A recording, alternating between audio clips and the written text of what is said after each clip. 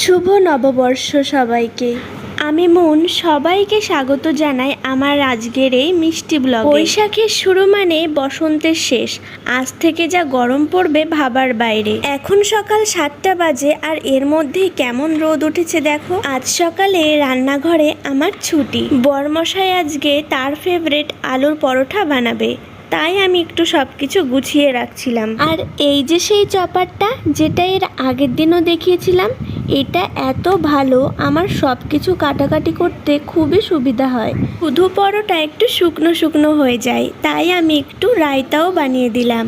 এর মধ্যেই মাম্মাম উঠে গেছে, তাই রুমটাকে একটু গুছিয়ে নিচ্ছিলাম। আসলে ও ঘুমিয়ে থাকে তো, তাই সকাল সকাল ঠিক করতে পারি না বিছানাটা। আর আজকে যেহেতু পহেলা বৈশাখ, তাই ভাবলাম একটা নতুন বেডশিট পাতি। বেডশিটটা কালকে ধুয়ে দেওয়া হয়েছিল, মাম্মাম ছোট তো সব কিছু ধুয়েই আগে ইউজ করি। জানো তো আমাদের দুজনের কারোরই অ্যালার্জি নেই, তবুও মাম্মামের এই ডাস্ট অ্যালার্জিটা আছে। ও এখন ছোট তাই হয়তো হচ্ছে, বড় হয়ে গেলে ঠিক হয়ে যাবে কিনা কে জানে, তবে ঠিক হয়ে গেলেই ভালো।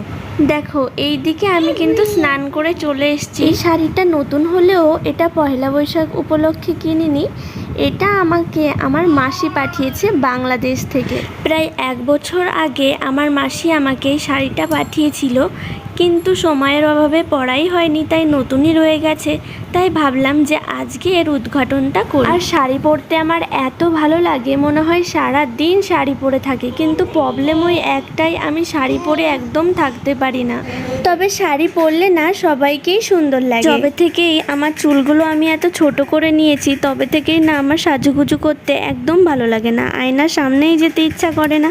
তবে আজকে সাজুগুজু করে মানে সিম্পলি সেজেছি একদম, শুধু একটু কাজল আর লিপ বামই লাগালাম, কিন্তু তাও না শাড়ি পরে আমার নিজেকেই নিজের সুন্দর লাগছে। আর এই শাড়িটা আরো বেশি স্পেশাল, কেননা এটা বাংলাদেশের শাড়ি, আর আমার বাংলাদেশের শাড়ি খুব ভালো লাগে। তারপর দেখো এইদিকে আমি পুজো দিতে চলে এসেছি, সকাল সকাল পুজো দিয়ে দিলাম।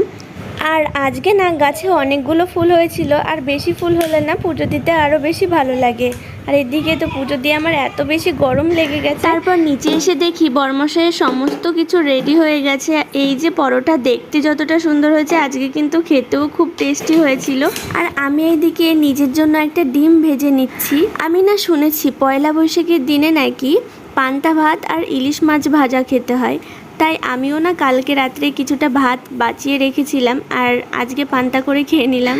তারপর এইদিকে মাম্মামকে স্নান করিয়ে নিয়ে এলাম, আর এত গরম লাগছে, আর 1 মিনিটও আমি থাকতে পারছি না শাড়ি পরে। আর আজকে না সত্যি গরমটাও একটু বেশি পড়েছে।